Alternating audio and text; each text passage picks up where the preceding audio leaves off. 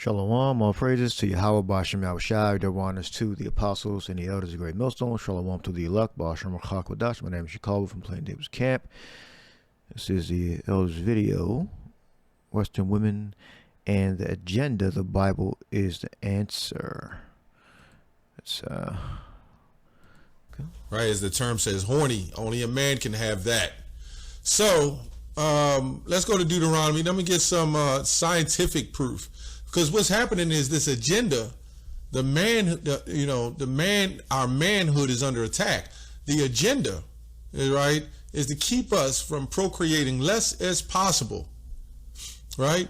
Because we have enough seed in us, right, to seed 1,000 children in a year, probably more, you know? This is why when a woman's biology runs out, her clock runs out, she's done. She can't have any more children. But a man, although he might be 60 years old, he might not produce as much seed, but he is producing seed. You look at Robert De Niro, right? And was it Robert De Niro and Al Pacino? They're in their 80s and having children. But anyway, let's go to Deuteronomy 28 and 30. Thou shalt betroth a wife, and another man shall lie with her. Thou shalt build a house, thou shalt not dwell therein. If we ain't the children of Israel, I don't know who the hell is. Right? Thou shalt plant vineyard, and shalt not gather the grapes thereof. Now we can go into each one of these sections. You got a wife. Okay, she decides in Western culture, you cheated on me. Men don't cheat, by the way. The only way a man can cheat is really on another man, right? If another man has a wife and he sleeps with that man's wife, then he's created a cheating mentality on another man, believe it or not. Not the homo stuff, but the fact that this other man, may have relied on this man as a friend, and you went behind his back to sleep with his possession. This is exactly why women were given as possessions in the ancient times, right? And they had a problem with Great Millstone, with a man taking a woman to himself. Well, wait a minute. Don't they go to the church and they'll say, they'll walk down the aisle, they got a little bit of that right, but a little bit of it wrong? Who gives this daughter away when she gave herself away already? How's he giving something away that doesn't belong to him anymore? It belongs to the other man she lay with. The first one, not the second, third, fourth, fifth, sixth, or 50th man. So we see how this is not adding up. And it's been scientifically proven that when women lay with multiple men, their spirits change, because this is why Yahweh. Now you go to Exodus 21 and 10, and you click, it says, if he take him another wife, or if he take him another, her food, her raiment, and her duty of marriage shall not diminish. And you look up the cross reference, it gives you her food, it gives you details on what you're supposed to provide for your wife or wives. It says, her flesh, he shall not only afford her a sufficient quantity of food as before, but the same quality. She is not to be fed like a common slave with a sufficiency of bread, vegetables, milk, etc., but with her customary supply of flesh and other agreeable articles of food. All right, so you're not supposed to treat your women when it comes to basic provisions differently. You're supposed to supply of food is supposed to be the same. All right, and her raiment and her duty of marriage shall not be diminished. All right, it doesn't mean you're going out getting all these different brands of clothes. It's the same quality, all right, as the other wife. And I typed in help meet, and 4 scriptures came up. We're going to look at the first 2. Genesis 2:18, and Yahweh said, it is not good that man should be alone. I will make him an helpmeet.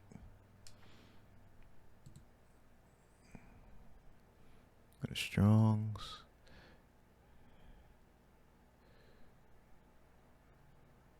Go to the 23rd verse. Second verse. And that's when the woman is brought into these events. All right. Now, as a family member, the rib. All right. Now, this is an allegory describing, poetically on the nature of a man and his duties and responsibilities, and the nature of a woman, his duties and responsibilities. All right. And Yahweh said, well, we get there that, and alone I will make him a helpmeet. H 58:28. Izar, help, secure one who helps. So that's the woman's role, to help the man, help the husbandman, the seed planter. All right. Because men have balls, have seed. All right. Not for a woman to, focus on a career and to be an empowered businesswoman and to be independent from her husbandman. It's to be a helpmeet. All right. Now, today, women can do what the hell they want to do. I'm not really concerned about what a woman does. She ain't acting right. She won't be my presence. Simple as that. I don't argue or fuss about it. It's fun to talk about them because they're so ignorant and stupid. But, at the end of the day, I'm not too concerned with the woman's behavior. If it's not the way I want, I just remove it from my presence. And that's really anything in my life. I just remove it. Just walk away from it. Just, I understand this world is full of demonic, wicked people, energy, tones, and ways of doing things. So the best thing and the most efficient way to handle situations is don't permanently lock to anything in this world and walk away from it. And, you'll live a lot longer. Like you got Jake that dies from consuming salt and different variations of salt. If they would just walk away from it, that's easier said than done. You wouldn't have these problems if you just stop consuming certain material. All right. So same thing with the woman, just walk away. All right. And, it may take a lifetime for you to understand that. All right? Walking away, stop consuming things and consume other things that are better or that are good. So that can mitigate your mental deficiency of not being able to walk away from something.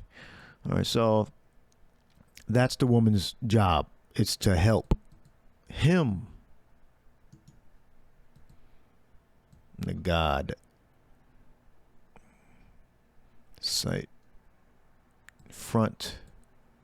Parallel to, the man. To help him. All right.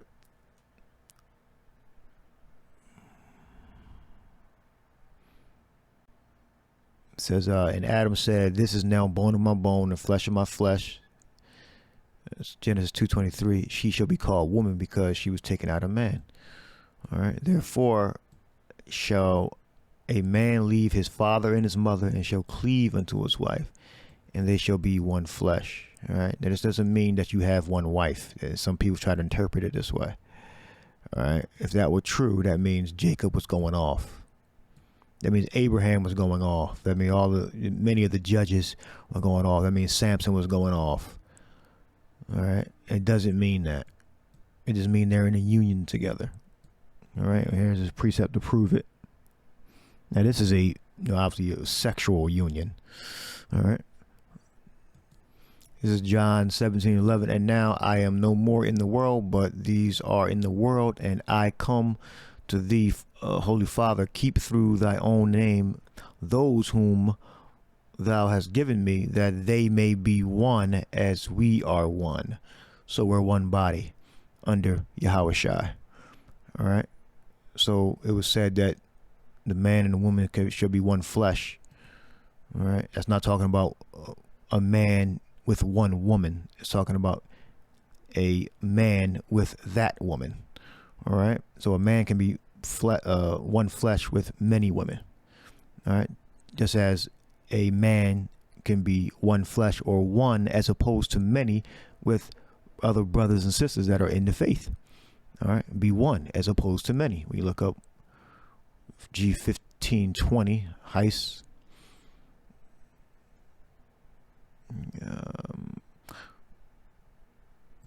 In opposite to many, and all right, so we're one. All right, so we're one body. All right, one another. All right, so teach them to be one. So we know it's not talking about a singular person. All right, it's talking about the whole body of the believers, which are the Israelites.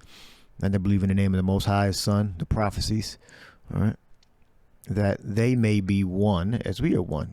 All right, so they means more than one, and we become one in mind.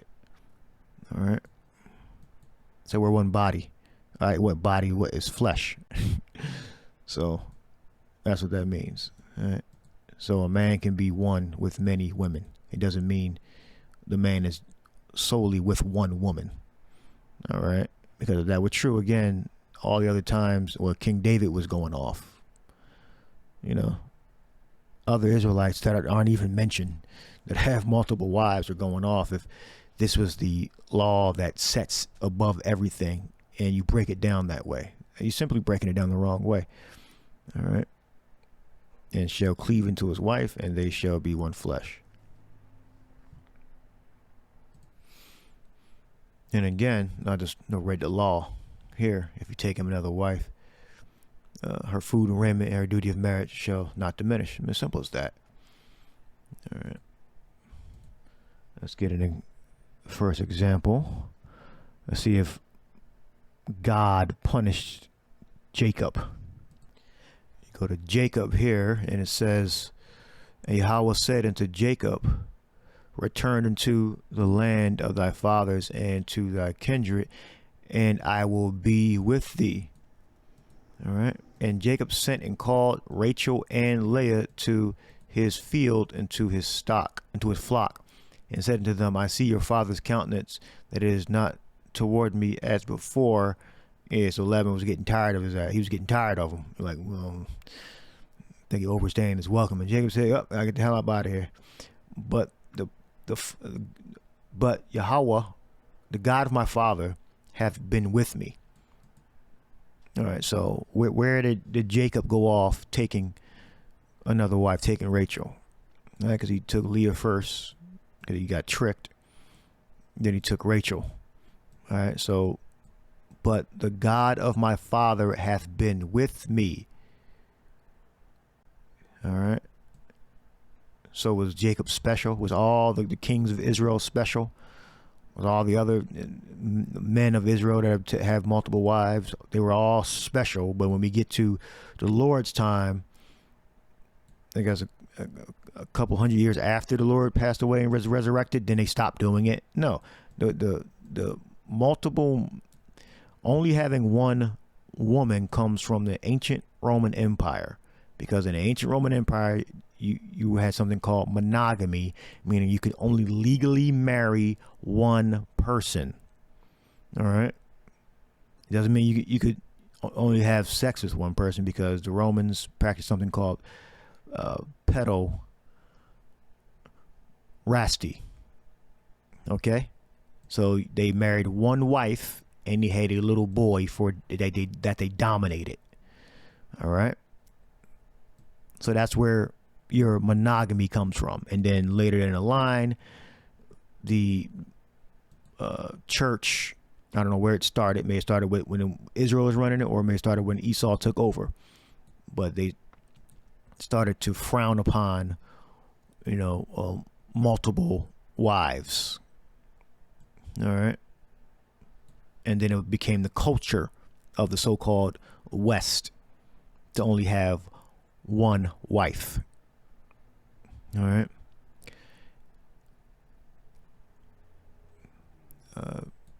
The father with let's look that up. for thee, and thy father have been with me, and I will be with thee. Now we look up, and I ended here, and I will be with thee, meaning the Lord is going to be alongside, come in contact with. 59:73. I'm ka. With, against, which means to come in contact with, toward, alongside, beside, except, in spite of. So it means with, against. All right, which means against means to come in contact with, to be among. All right. So that's it. I mean, it's simple as that. It's not really a complicated subject. It's just they're being fueled. These women are being, governed by a different law, which is satanic. All right, and it's not in line with the scriptures, with the will of Yahweh or His Son Yahweh Shai, or the God of the Bible. All right, it's not in line. Their minds are not in line.